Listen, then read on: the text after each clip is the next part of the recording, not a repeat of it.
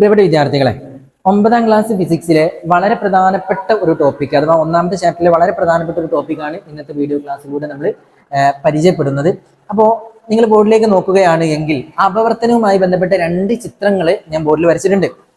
ഇതിലെ ഒരു ചിത്രം ശരിയായ ചിത്രമാണ്, മറ്റൊരു ചിത്രം തെറ്റായ ചിത്രമാണ്. അപ്പൊ നിങ്ങൾ ഇതിന് ഐഡന്റിഫൈ ചെയ്യേണ്ടത് തെറ്റായ ചിത്രം ഏത് അല്ലെങ്കിൽ ശരിയായ ചിത്രം ഏത് എന്നുള്ളതാണ്. അപ്പോൾ ബോർഡിലുള്ള ചിത്രങ്ങൾ ഞാൻ ജസ്റ്റ് ഒന്ന് എക്സ്പ്ലെയിൻ ചെയ്യാം. ജസ്റ്റ് ഞാനൊരു വര വരച്ചിട്ടുണ്ട് 2 ചിത്രത്തിലും. ആ വരക്ക് മുകളിൽ വായു, താഴെ ജലം. ഇനി 2 ചിത്രത്തിലും പ്രകാശം വന്ന് പതിക്കുന്നത് വായുവിൽ നിന്നും ജലത്തിലേക്കാണ് പതിക്കുന്നത്. നമുക്കറിയാം, പ്രകാശിക സാന്ദ്രത വ്യത്യാസമുള്ള അഥവാ ഒപ്റ്റിക്കൽ ഡെൻസിറ്റി ഡിഫറൻ്റ് ആയുള്ള ഒരു മാധ്യമത്തിൽ നിന്നും അടുത്ത മാധ്യമത്തിലേക്ക് പ്രകാശം ചെരിഞ്ഞ് പതിക്കുകയാണെങ്കിൽ പ്രകാശത്തിന്റെ പാതക്ക് ഒരു വ്യതിയാനം സംഭവിക്കും.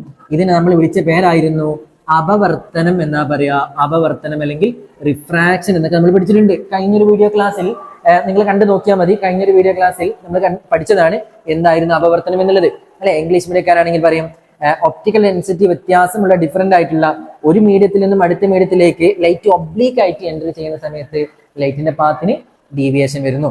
അപ്പൊ ഇവിടുന്ന് ലൈറ്റ് ഇങ്ങോട്ടേക്ക് കിടക്കുന്ന സമയത്ത് ഡീവിയേഷൻ ഉണ്ടാകണം. കാരണം മുകളിൽ വായുവാണ്, താഴെ ജലമാണ്.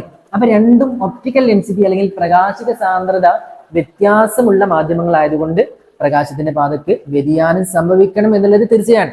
അപ്പോ ആ വ്യതിയാനം ഒന്നുകിൽ ഞാൻ ഈ വരച്ചതുപോലെ ലംബത്തിനടുത്തേക്കാകാം, അല്ലെങ്കിൽ രണ്ടാമത്തെ ചിത്രത്തിൽ വരച്ചതുപോലെ ലംബത്തിൽ നിന്നും അകന്നു പോകുന്ന രൂപത്തിൽ വരക്കാം. അപ്പൊ ഞാൻ പറഞ്ഞു, ഇതിൽ ഒരു ചിത്രമേ ശരിയായ ചിത്രമുള്ളൂ. അപ്പൊ ആ ശരിയായ ചിത്രം ഏതാണെന്ന് മനസ്സിലാക്കുന്നതിന് വേണ്ടിയുള്ള ഒരൊറ്റ പോയിന്റ് ആണ് നമ്മൾ പഠിച്ചേക്കേണ്ടത്. പ്രകാശിക സാന്ദ്രത കുറഞ്ഞ മാധ്യമത്തിൽ നിന്നും കൂടിയ മാധ്യമത്തിലേക്ക് പ്രകാശം പതിക്കുമ്പോൾ അപവർത്തന രശ്മി ലംബത്തിനോട് അടുക്കുന്നു എന്ന് പറഞ്ഞത്. അപവർത്തന രശ്മി ലംബത്തിനോട് അടുക്കുന്നു. അപ്പൊ എന്താണ് ഈ അപവർത്തന രശ്മി അല്ലെങ്കിൽ റിഫ്രാക്റ്റഡ് റേ എന്താണ് എന്ന് നമ്മൾ മനസ്സിലാക്കി വെക്കണം. എന്താ റിഫ്രാക്റ്റഡ് റേ എന്ന് പറയുന്നത്? പ്രകാശം വന്ന് പതിക്കുന്ന രശ്മിനെ നമ്മൾ പതന രശ്മി അല്ലെങ്കിൽ ഇൻസിഡന്റ് റേ എന്ന് വിളിക്കും. പ്രകാശം വന്ന് പതിച്ച് റിഫ്രാക്ഷൻ നടന്ന് കഴിഞ്ഞതിന് ശേഷമുള്ള രശ്മിനെ അല്ലെങ്കിൽ അപവർത്തനം സംഭവിച്ചതിന് ശേഷമുള്ള പ്രകാശരശ്മി നമ്മൾ വിളിക്കുന്ന പേരാണ് അപവർത്തന രശ്മി. അപ്പൊ ഇനി ഈ ചിത്രത്തിലേക്ക് വരും നിങ്ങൾ. പ്രകാശിക സാന്ദ്രത വായുവിനാണോ ജലത്തിനാണോ കൂടുതൽ? അല്ലെ, നമ്മൾ കഴിഞ്ഞ ക്ലാസ്സിൽ വായു, ജലം, അതുപോലെ തന്നെ ഗ്ലാസ്, ഇനി അവസാനം ഡയമണ്ട് അല്ലെങ്കിൽ വജ്രം എന്നൊക്കെ പറഞ്ഞാണ്ട് 4 മാധ്യമങ്ങൾ പറഞ്ഞിട്ടുണ്ടായിരുന്നു. ഈ മാധ്യമങ്ങളിൽ ഏറ്റവും പ്രകാശിക സാന്ദ്രത കുറവുള്ളത് വായുവാണ്. വായുവിനേക്കാൾ പ്രകാശിക സാന്ദ്രത കൂടി വരുന്ന രൂപത്തിലാണ് താഴേക്ക് വരുന്ന രൂപത്തിൽ നമ്മൾ ക്രമീകരിച്ചിട്ടുള്ളത്. ഇനി ഇത് ഓർത്ത് വെക്കാനും നമുക്കൊരു എളുപ്പ മെത്തേഡ് ഉണ്ട്. എക്സാമിന് നമ്മൾ എഴുതി വെക്കരുത്, നമുക്ക് ഓർത്ത് വെക്കാൻ വേണ്ടി മാത്രമാണ്.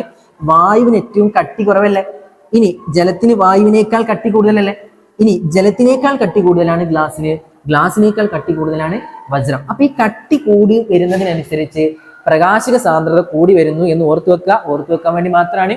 എക്സാം ആളിൽ നമ്മൾ ഒരിക്കലും പരീക്ഷ പേപ്പറിൽ എഴുതാൻ പാടില്ല വായുവിന് ഏറ്റവും പ്രകാശിക സാന്ദ്രത കുറവ്, വായുവിനേക്കാൾ കട്ടി കൂടി വരുന്നത് കൊണ്ട് ബാക്കിയുള്ളതിനൊക്കെ പ്രകാശിക സാന്ദ്രത അല്ലെങ്കിൽ ഒപ്റ്റിക്കൽ ഡെൻസിറ്റി കൂടി വരുന്നു എന്ന് മനസ്സിലാക്കി വെക്കാം. അപ്പൊ നമ്മൾ ചിത്രത്തിലേക്ക് വരിക. ചിത്രത്തിൽ വായുവിനാണോ ജലത്തിനാണോ പ്രകാശിക സാന്ദ്രത കൂടുതൽ? അല്ലെ, ഇവിടെ വായു കഴിഞ്ഞിട്ടാണ് ജലം ഉള്ളത്.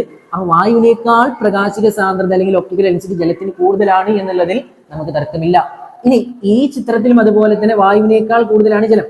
അപ്പൊ പ്രകാശിക സാന്ദ്രത കുറഞ്ഞ മാധ്യമത്തിൽ നിന്നും കൂടിയതിലേക്കാണ് പ്രകാശം പതിക്കുന്നത് എന്ന് ചിത്രം നോക്കി നമുക്ക് മനസ്സിലാക്കാൻ പറ്റും, അല്ലെ? അപ്പൊ പ്രകാശിക സാന്ദ്രത നമ്മൾ പറഞ്ഞ പോലെ എന്താ? പ്രകാശിക സാന്ദ്രത കുറഞ്ഞതിൽ നിന്നും കൂടുതലേക്ക് പ്രകാശം പതിക്കുന്ന സമയത്ത് പ്രകാശം അല്ലെങ്കിൽ അപവർത്തന രശ്മി ലംബത്തിനോട് അടുക്കുന്നു. ലംബത്തിനോട് അടുക്കുന്ന ചിത്രം ഇതല്ലേ, അല്ലെ? അപ്പൊ നമുക്ക് ഇതാണ് ശരിയായ ചിത്രം എന്ന് പറയാം. എന്നാൽ ഇവിടെ ഈ ചിത്രം ശരിയല്ല എന്ന് പറയാൻ കാരണം എന്താ? പ്രകാശിക സാന്ദ്രത കുറഞ്ഞ മാധ്യമത്തിൽ നിന്നും കൂടിയ മാധ്യമത്തിലേക്ക് പ്രകാശം കടക്കുമ്പോൾ ലംബത്തിനോട് അടുക്കുകയാണ് വേണ്ടത്, എന്നാൽ അടുക്കുന്നില്ല, ഇവിടെ അകന്നു പോകുകയായതുകൊണ്ട് നമുക്ക് ആ ചിത്രം തെറ്റാണ് എന്ന് പറയാം. അപ്പൊ മനസ്സിലായിട്ടുണ്ടാകും എന്ന് കരുതുന്നു. ഇംഗ്ലീഷ് മീഡിയക്കാരാണെങ്കിൽ നമ്മൾ ഇങ്ങനെ പറയും, വായുവിനെ നമ്മൾ റെയറർ മീഡിയം എന്നാ വിളിക്കുക, ജലത്തിന് നമ്മൾ ഡെൻസർ മീഡിയം എന്ന് വിളിക്കാനുള്ള കാരണം വായുവിന് ഒപ്റ്റിക്കൽ ഡെൻസിറ്റി കുറവാണ്, എന്നാൽ ജലത്തിന് അല്ലെങ്കിൽ വാട്ടറിന് ഒപ്റ്റിക്കൽ ഡെൻസിറ്റി കൂടുതലാണ്. അപ്പൊ കൂടിയ ആളെ ഡെൻസർ മീഡിയം എന്നും കുറഞ്ഞ ആളെ റെയറർ മീഡിയം എന്ന് വിളിക്കും. ഇനി നമുക്കിതാ ഈ ഒരു സ്റ്റേറ്റ്മെന്റ് ഈ രൂപത്തിൽ വായിക്കാം. ഒപ്റ്റിക്കൽ ഡെൻസിറ്റി കുറഞ്ഞ അല്ലെങ്കിൽ കുറവുള്ള മീഡിയത്തിൽ നിന്നും കൂടിയ മീഡിയത്തിലേക്കാണ് ലൈറ്റ് വരുന്നത്. അപ്പൊ നമുക്ക് ഇങ്ങനെ പറയാം, when light enters from rarer medium to denser medium, then the refracted ray deviates towards the normal. നോർമലിന് അടുത്തേക്ക് വരുന്നു എന്ന് മനസ്സിലാക്കുക. ഇനി ചിലപ്പോൾ ഞാൻ ഈ ഒരു പോയിന്റ് പറഞ്ഞു കഴിഞ്ഞാൽ ഇത് ഓർത്തു വെക്കാൻ പ്രയാസമുള്ള വിദ്യാർത്ഥികളുണ്ട് എങ്കിൽ നിങ്ങൾ ഇത് പഠിച്ചു വെക്കാനും ഒരു എളുപ്പ മെത്തേഡ് ഉണ്ട്, ഞാൻ പറയാം, ശ്രദ്ധിച്ച് കേൾക്കുക. ഈ എളുപ്പ മെത്തേഡുകളൊന്നും നമ്മൾ എക്സാം ഹാളിൽ പരീക്ഷാ പേപ്പറിൽ ഒരിക്കലും എഴുതി വെക്കാൻ പാടില്ല. ഇത് നമുക്ക് ഓർത്ത് വെക്കാൻ വേണ്ടി മാത്രമാണ്, അല്ലെ? നിങ്ങൾ ആലോചിക്കുക, ഇത് വായുവിനാണോ ജലത്തിനാണോ പ്രകാശിക സാന്ദ്രത കൂടുതൽ അല്ലെങ്കിൽ ഒപ്റ്റിക്കൽ ഡെൻസിറ്റി കൂടുതൽ? അല്ലെ, സ്വാഭാവികം ജലത്തിനാണ് എന്ന് നമ്മൾ പറഞ്ഞു. അപ്പൊ ഈ ഒപ്റ്റിക്കൽ ഡെൻസിറ്റി അല്ലെങ്കിൽ കൂടിയ പ്രകാശിക സാന്ദ്രത കൂടിയ ജലത്തിനടുത്ത് അതിന് കൂടുതലാണെന്നല്ലേ പറഞ്ഞത്. അപ്പൊ കൂടിയ ആളെടുത്ത് കുറച്ച് ക്യാഷ് കൂടുതലുണ്ടെന്ന് ആലോചിച്ച് വെക്കുക. എന്താ പറഞ്ഞേ? കൂടിയ ആളെടുത്ത് ക്യാഷ് കൂടുതലാണെന്ന് ആലോചിച്ച് വെക്കുക. ഒരാളെടുത്ത് ക്യാഷ് കൂടുതലുണ്ട് എങ്കിൽ അയാളുടെ അടുത്തേക്ക് അടുക്കാനുള്ള ഒരു ടെൻഡൻസി നമുക്ക് ഉണ്ടാകാം, അല്ലെ? ഇപ്പൊ നമ്മളെ ഫ്രണ്ട് സർക്കിളിൽ ആരെങ്കിലും എടുത്ത് കുറച്ച് ക്യാഷ് ഉണ്ടെന്നുണ്ടെങ്കിൽ അവയോട് ചുറ്റിപ്പറ്റി കുറെ ആളുകൾ ഉണ്ടാവും. ഓക്കെ, ഞാൻ പറഞ്ഞത് ശരിയാണെന്ന് കരുതുന്നു, അല്ലെ? അപ്പൊ ആ രൂപത്തിൽ നമുക്ക് ഈ ഒരു കൺസെപ്റ്റ് മനസ്സിലാക്കുകയാണെന്നുണ്ടെങ്കിൽ ജലത്തിന് പ്രകാശിക സാന്ദ്രത കൂടുതലാണ്, പ്രകാശിക സാന്ദ്രത കൂടുതൽ അടുത്ത് ക്യാഷ് കൂടുതലാന്ന് പറയുമ്പോൾ ഈ അപവർത്തന ഇതിന് അടുത്തേക്ക് ഇങ്ങനെ അടുക്കല് ചെയ്യാം. ഓക്കെ, ക്ലിയർ ആണെന്ന് കരുതുന്നു. ഇനി ഇവിടെ നോക്കി നിങ്ങൾ, പ്രകാശിക സാന്ദ്രത അല്ലെങ്കിൽ ഒപ്റ്റിക്കൽ ഡെൻസിറ്റി ജലത്തിന് കൂടുതലാണെങ്കിൽ പോലും ഇവിടെ അടുക്കാതെ അകന്നു പോവുക ചെയ്യുന്നത് അങ്ങനെ ഒരിക്കലും പാടില്ല.